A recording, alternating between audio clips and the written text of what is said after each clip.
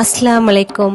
Welcome to Hanif's kitchen. இன்னைக்கு நாம ரொம்பவே கிறிஸ்பியான சூப்பர் டேஸ்ட்ல பர்ஃபெக்ட் லேயர் பரோட்டா தாங்க பார்க்க போறோம். இப்போ நம்ம டின்னருக்குன்னு போனோம்னா மோஸ்ட்லி இங்க நிறைய பேரோட ஃபேவரட் ஃபுட் பரோட்டா தாங்க.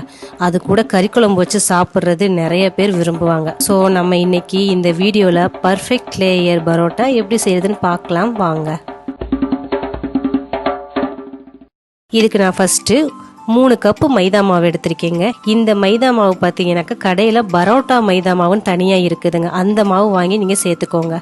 உப்பு தேவையான அளவு போட்டுக்கலாம். போட்டு நல்லா மிக்ஸ் பண்ணிடலாம்.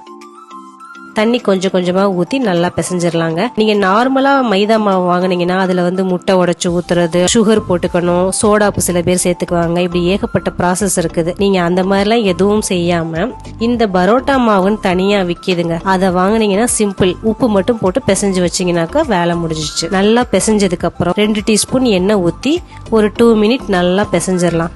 பிசைஞ்சு மூடி போட்டு 1 மணி நேரம் இது நல்லா ஊறட்டுங்க. இப்போ 1 மணி நேரம் ஆச்சு. இதை நாம இப்ப எடுத்துடலாம். எடுத்து நல்லா பிசைஞ்சுக்கலாம். ஒரு தடவை 1 டீஸ்பூன் எண்ணெய் போட்டு நல்லா பிசைஞ்சு இதை இப்ப நம்ம கட் பண்ண ஆரம்பிச்சிடலாங்க. இந்த 3 கப்பு மாவு நான் எடுத்தது 1/2 கிலோ இருக்குங்க. இதுக்கு நான் ஒரு 6 பீஸ் போட போறேன். இப்ப இது எல்லாத்தையும் நாம உருண்டைகளாக உருட்டிக்கலாங்க.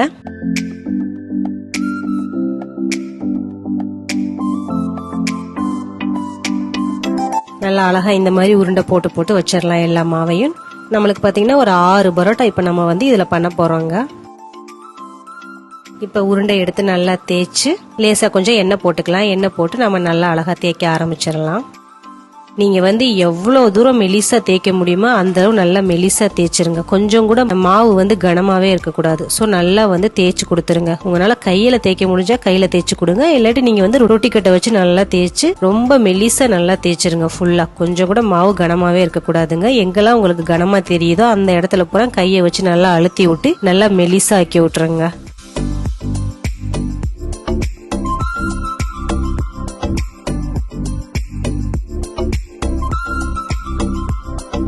இப்ப கொஞ்சம் ஆயில் போட்டு நல்லா தேய்ச்சிக்கலாம். இப்ப அங்க ஸ்டார்டிங் அந்த கார்னர்ல இருந்து நாம மடிக்க ஆரம்பிப்போங்க. இந்த மாதிரி நீங்க லேசா ஃபிளீட் வச்ச மாதிரி கொஞ்சம் கொஞ்சமா மடிக்க ஆரம்பிங்க. நம்ம குழந்தையா இருக்கும் போது பேப்பர்ல விசிறி செய்வோம் பாத்தீங்களா, அப்ப இந்த மாதிரி மடிப்போம்ல, அதே டெக்னிக் தான். சோ அந்த மாதிரி கொஞ்சம் கொஞ்சமா அப்படியே மடிச்சு நம்ம எண்டு வரைக்கும் கொண்டு வந்துடலாங்க. ரொம்ப சிம்பிள் தான் இது.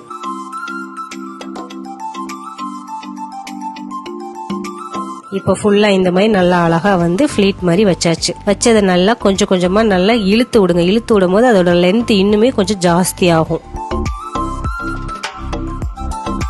இப்ப நல்லா சுத்த ஆரம்பிச்சிடலாம். சுத்திட்டு இந்த லாஸ்ட் எண்டுல இருக்கிறத தூக்கி நம்ம மேல வச்சு லைட்டா கையை வச்சு பிரஸ் பண்ணி வச்சிடலாங்க. விரலால பிரஸ் பண்ணி விட்டுறலாம். அவ்வளவுதான், நம்மளுக்கு சூப்பரான லேயர் ஷேப் ரெடி ஆயிடுச்சு.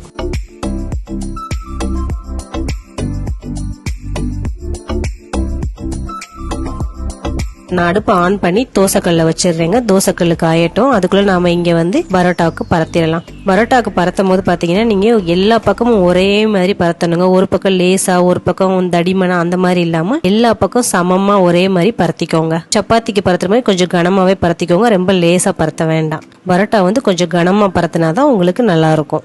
சோ அந்த அளவு நம்ம தேய்ச்சிக்கலாம். இப்ப தோசைக்கல் நல்லாவே காஞ்சிடுச்சு. நான் பரோட்டா போட்டு எடுத்துடுறேன்.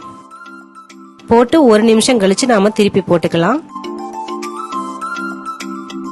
அதுக்கப்புறம் 1 நிமிஷம் கழிச்சு திருப்பி போட்டு இந்த டைம்ல தான் நம்ம ஆயில் சேர்க்கணுங்க. ஆயில் சேர்த்து நல்லாவே கரண்டி வச்சு தேய்ச்சி விடுங்க. எல்லா பக்கமும் நல்லா ஆயில் போட்டு நல்லா தேய்ச்சி விட்டுருங்க. நாம திருப்பி போட்டுட்டு இந்த மாதிரி தேய்ச்சி விடும் போது பாத்தீங்கன்னாக்க இந்த மாவு நல்லா சாஃப்டா ஊறி இருக்கிறதுனால அந்த பரோட்டா அழகா நல்லா அப்படியே பொஸ்ஸுன்னு வருது பாத்தீங்களா. பூரிக்கு எலும்பிக்கிட்டு வர்ற மாதிரி இந்த பரோட்டாக்கு பாத்தீங்களா அவ்வளவு அழகா நல்லா உப்பிக்கிட்டு வருது பாத்தீங்களா. இதுதாங்க பரோட்டா மைதா மாவு. இதுல நீங்க போட்டீங்கன்னா சூப்பரா வரும். எப்பவுமே ஒரு 2 பரோட்டா சேர்த்து மொத்தமா போட்டு வச்சுக்கிட்டு இந்த மாதிரி கையால நல்லா வச்சு தட்டிருங்க. சுத்தி எல்லா பக்கமும் இந்த மாதிரி வச்சு தட்டும் போது உங்களுக்கு அந்த லேயர் அழகா விழுக ஆரம்பிச்சிடும்.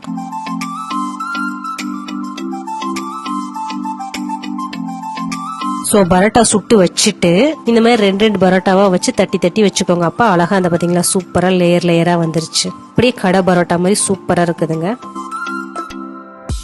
எல்லாரும் பரோட்டாவை உள்ளங்கை சைஸ்ல தாங்க பண்ணுவாங்க. பட் எங்க வீட்டு ஃபங்க்ஷன்ல பரோட்டாவை நாங்க எப்பவுமே இந்த சைஸ்ல தாங்க பண்ணுவோம். இது பாக்குறதுக்கும் ரொம்ப அட்ராக்டிவா இருக்கும். சாப்பிடும் போது இது கிறிஸ்பியா அவ்வளோ டேஸ்டா சூப்பரா இருக்குங்க.